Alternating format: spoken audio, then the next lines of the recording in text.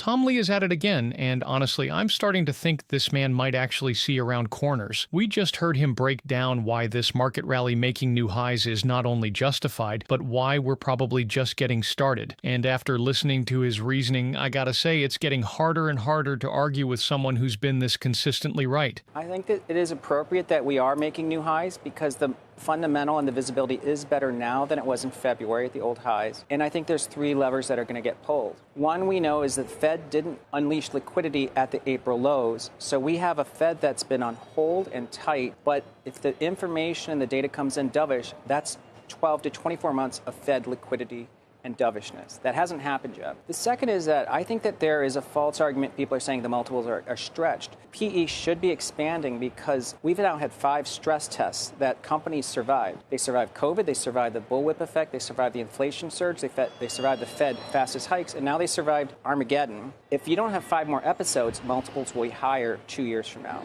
And the third is that I agree with anybody who says that, look, we've kind of reshaped some of the economic flows around tariffs, but that's an upside story because if it plays out better, that's an earnings surprise. So you have 3 levers that tell us that 6,200 is the market beginning to recognize we're in a better position, while $7 trillion cash is on the sidelines. And I can tell you, our clients, institutional clients, remain very skeptical. This is the most hated V-shaped rally. The timing of his latest call is pretty interesting too. We're sitting here with markets at all-time highs. Everyone's talking about how stretched valuations are, and Lee comes out swinging with this thesis that we're actually in a better fundamental position now than we were back in February when we hit the previous highs. That takes some serious conviction, especially when most people are getting nervous about how far we've come. His argument boils down to 3 key levers, and the more I think about each one, the more sense they make. The first lever is Fed liquidity, and this is where Lee's analysis gets really compelling. He's pointing out that the Fed basically did nothing at the April lows. They stayed tight while markets were getting hammered. But now, if we start getting dovish economic data, he's calling for 12 to 24 months of Fed liquidity and dovishness. Think about what that means. The Fed's been sitting on their hands, but they've already shown they're willing to cut rates when needed. They dropped 100 basis points in late 2024. Lee's betting that once inflation moderates through the summer, which he expects, we're looking at rate cuts starting in September. And here's the kicker.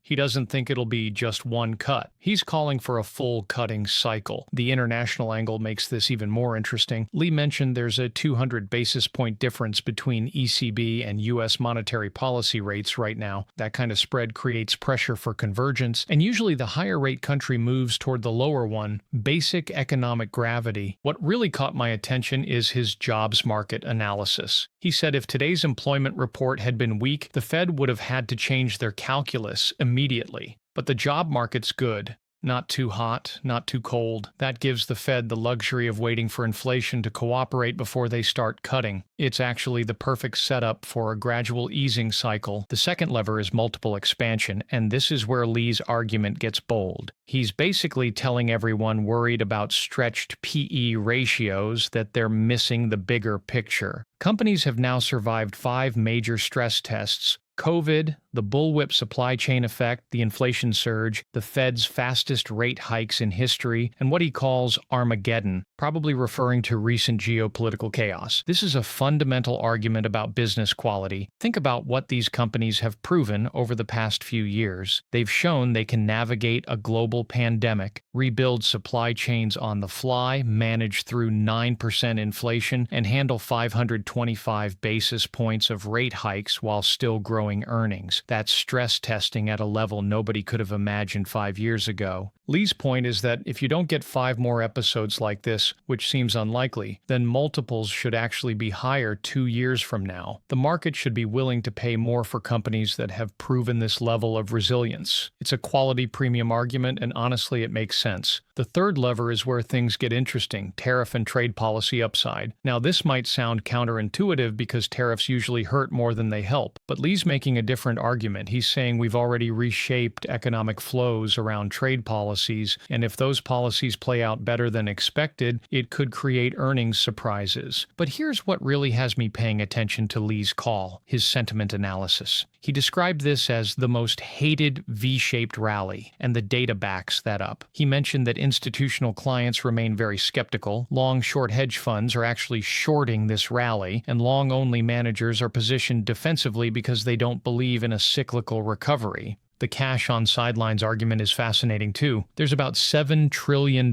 in money market funds right now, and Lee made this great point about market mechanics. You don't need all $7 trillion to flow into stocks to drive prices higher. He estimates you probably only need about $200 billion to move the market up 10%. That's less than 3% of what's sitting in cash. What's even more telling is the margin debt situation. NYSE margin debt in absolute dollar terms is still below where it was in October 2021. 4 years later. That's incredible when you think about how much the market has rallied. Usually during bull runs, leverage expands as people get more confident. The fact that it hasn't suggests there's still a lot of caution in the system. Lee also made this point about money market fund balances that I thought was smart. Yeah, they're high, but they actually started declining and only really shot up in 2022 during the bear market. That's classic flight to safety behavior, and when the Fed starts cutting rates, that cash becomes a lot less attractive. The mechanics of how this plays out are pretty straightforward in Lee's view. If the Fed starts cutting rates, it forces institutional investors into what he calls a cyclical tilt. Pension funds, insurance companies, endowments, they all have to chase yield when fixed income returns fall. That money has to go somewhere, and equities become the obvious choice. What I find most compelling about Lee's argument is that he's not just calling for markets to go up because they always go up. He's making specific logical arguments about why current conditions are actually better than they appear. The fundamental visibility is clearer, corporate resilience has been proven, and policy support is likely coming. The timing element makes sense too. Rather than calling for immediate Fed action,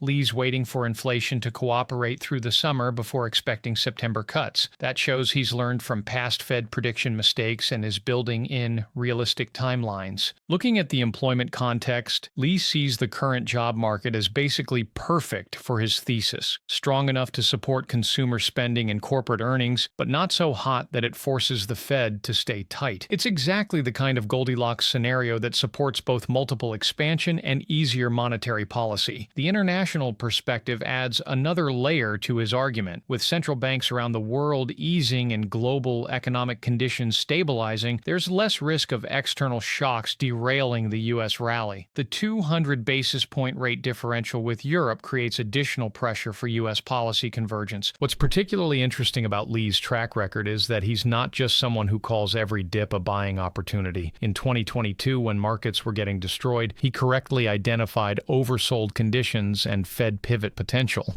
Even when his timing has been off, his directional calls have been remarkably accurate. The technology focus in his analysis makes sense given how AI and productivity gains are reshaping corporate earnings potential. Companies that have invested in automation and efficiency during the stress tests are now seeing those investments pay off in margin expansion and competitive advantages. Lee's argument about this being a hated rally is probably the most important psychological element. Markets famously climb walls of worry, and when professional investors are positioned defensively during a bull run, it often signals more upside ahead. Contrarian indicators like this have been powerful throughout market history. The liquidity dynamics he's describing could be even more powerful than people realize. When institutional money starts moving from defensive to offensive positioning, it creates momentum that feeds on itself. And with $7 trillion in dry powder, even small allocation shifts can drive significant price moves. What makes Lee's current call particularly credible is how it builds on his previous successful predictions. In 2023 and 2024, he correctly identified that markets could rally despite widespread pessimism. Now he's making a similar bet that current skepticism is creating opportunity rather than signaling danger. The structural improvements in corporate America that Lee highlights, better balance sheets, more resilient supply chains, proven management adaptability, these aren't temporary factors. They represent permanent upgrades in business quality that should theoretically support higher valuations over time. When you put all three levers together, Fed easing, multiple expansion, and trade policy upside, they create what could be a perfect storm for continued market gains. And with Lee's track record over the past 2 years, betting against his thesis feels like swimming upstream against some pretty strong currents.